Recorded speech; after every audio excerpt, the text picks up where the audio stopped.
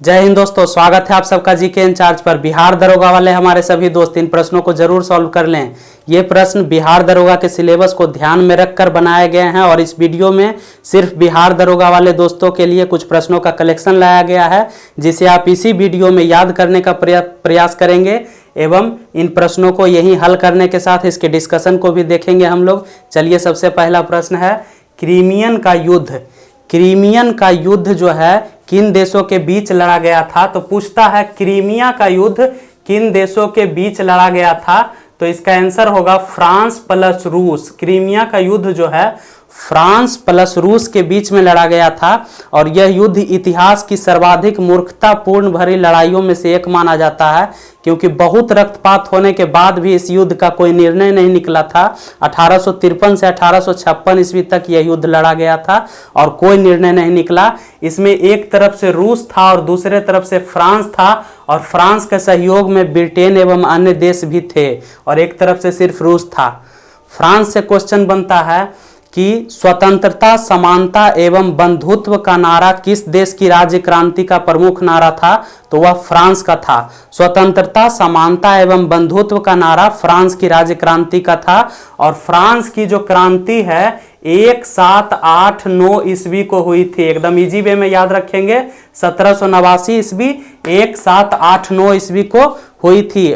France में एक भी मच्छर नहीं पाया जाता है। फ्रांस की राजधानी पेरिस है और फ्रांस जो है वहां की मुद्रा फ्रैंक है। फ्रांस की जो राजधानी है पेरिस, इससे भी बहुत सारे प्रश्न बन सकते हैं।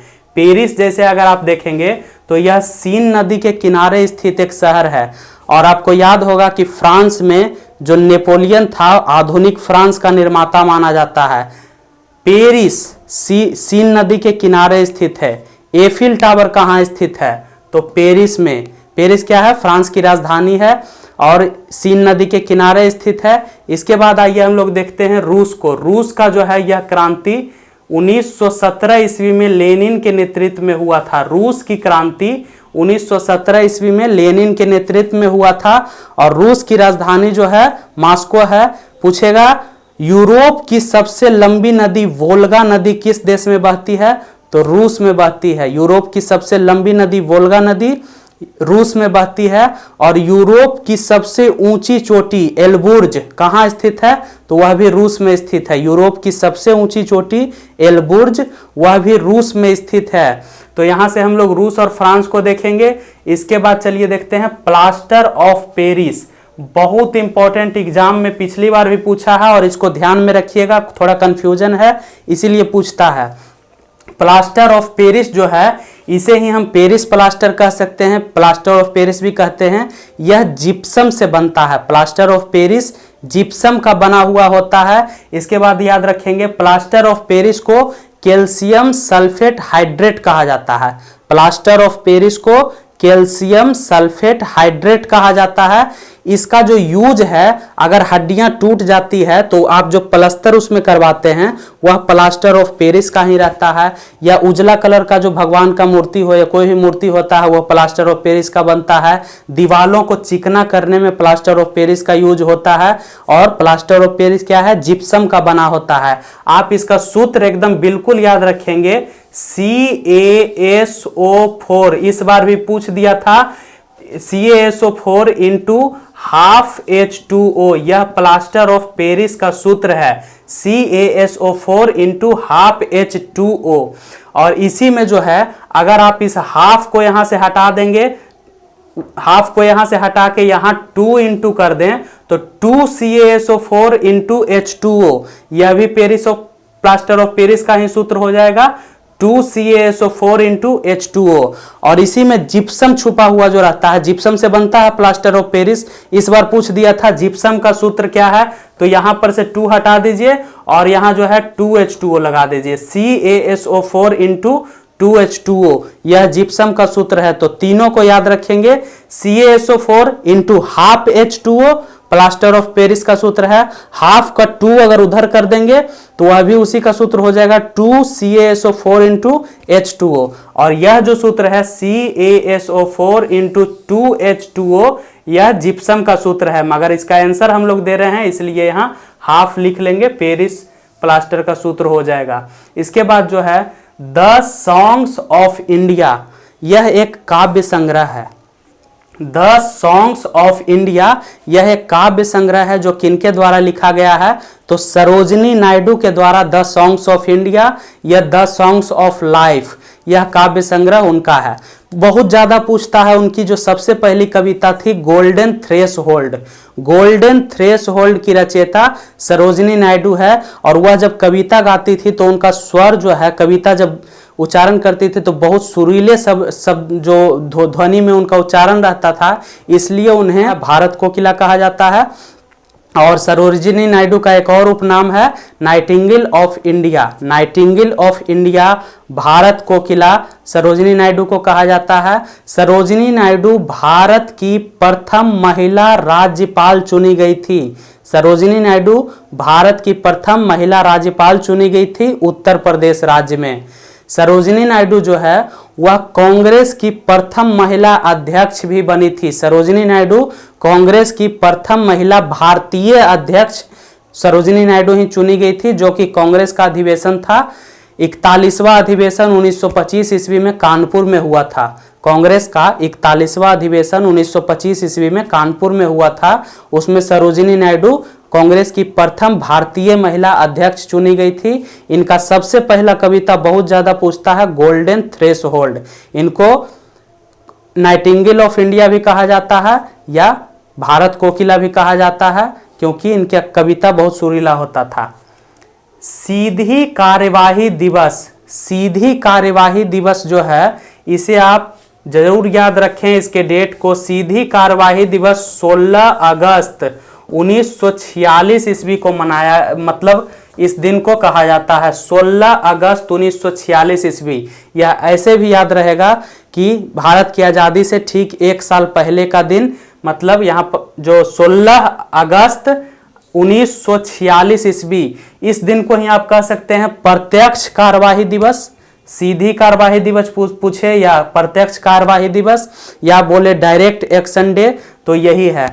भारत में जो है मुस्लिम लीग का गठन कब किया गया था, तो 1906 ईस्वी में। 1906 ईस्वी में ढाका में मुस्लिम लीग का गठन किया गया था नवाब सलीउल्लाह खां के नेतृत्व में। और इसकी जो मुस्लिम लीग का पहला अधिवेशन है और उसकी अध्यक्षता कौन किए थे, तो आगा खां, ठीक से याद रखिएगा।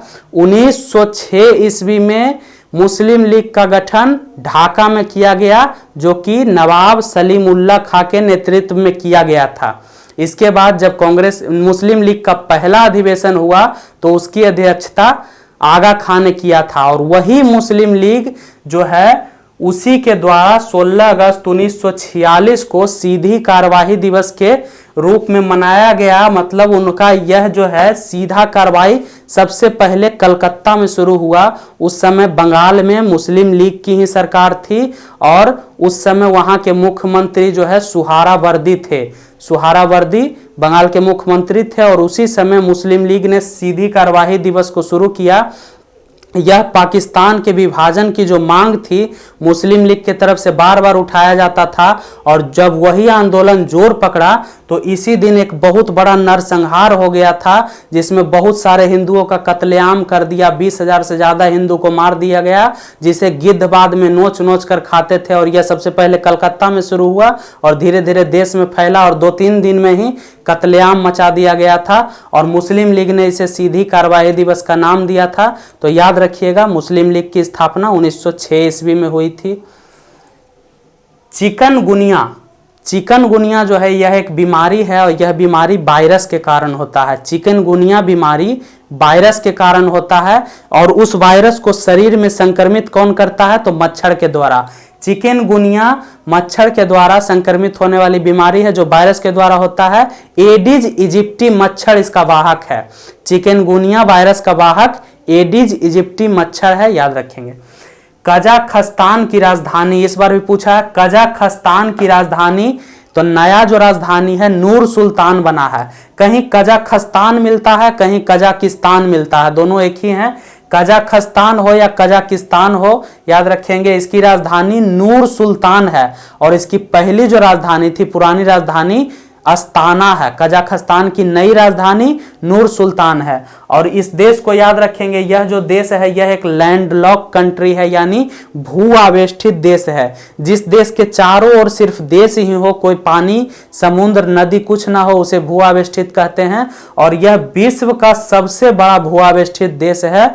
ऐसे ऐसे बहुत सारे देश हैं, 44 देश जो हैं लैंडलॉक कंट्री है, जो भू आवेष्टित है, जिसमें सबसे बड़ा कजाकिस्तान है। इसकी राजधानी नूर सुल्तान है, पूछा भी है। मॉन्ट्रियल प्रोटोकॉल बहुत ज्यादा इंपॉर्टेंट है एग्जाम में। मॉन्ट्रियल प्रोटोकॉल, इससे आप क्या समझते हैं? मॉन्ट्रियल प्रोटोकॉल जो है यह ओजोन के लिए, यह ओजोन अपक्षय को रोकने के लिए एक प्रोटोकॉल हुआ था। प्रोटोकॉल का मतलब एक सम्मेलन हुआ था और इसे ही मॉन्ट्रियल प्रोटोकॉल कहते हैं। सबसे पहले ये जो मॉन्ट्रियल जो है यह एक जगह है, कनाडा में एक शहर है मॉन्ट्रियल। और कनाडा जो है उत्तरी अमेरिका का एक देश है। मॉन्ट्रियल कनाडा का एक शहर है, वहां एक सम्मेलन किया गया था ओजोन को लेकर के। ओजोन जो है, ओजोन लेयर जो हम लोग का बना हुआ है, जिसमें कि सूर्य की पराबैंगनी किरणें उसे पार नहीं कर पाती है और जो कि धरती पर मानव जीवन के लिए बहुत अच्छा है। तो ओजोन, जिसका सूत्र भी होता है O3, यह भी पूछ देता है, ओजोन का सूत्र O3 होता है। ऑक्सीजन का O2 होता है, ओजोन का O3, उसी का दूसरा रूप है। तो पराबैंगनी किरणों को रोकता है ओजोन लेयर, मगर इसका क्षरण हो रहा था, यानी यह घटते जा रहा था यह लेयर जो है, जिसका सबसे प्रमुख कारण है क्लोरोफ्लोरोकार्बन CFC। पूछता है ओजोन क्षरण का सबसे प्रमुख उत्तरदायी गैस कौन सा है? तो CFC, क्लोरोफ्लोरोकार्बन। तो एक प्रोटोकॉल, एक सम्मेलन हुआ जिसमें अंतर्राष्ट्रीय संधि हुई थी। यह हुआ था 1987 ईस्वी में। यह प्रोटोकॉल 1987 ईस्वी में अंतर्राष्ट्रीय हस्ताक्षर किए गए, जिसमें बहुत सारे देशों ने ओजोन अपक्षय को बचाने का निर्णय लिया। फेरल का नियम, फेरल का नियम का संबंध किससे है? तो फेरल का नियम का संबंध जो है सबसे पहले याद रखें वायु संचार से है। ऑप्शन में है फेरल का नियम संबंधित है तो वायु संचार से।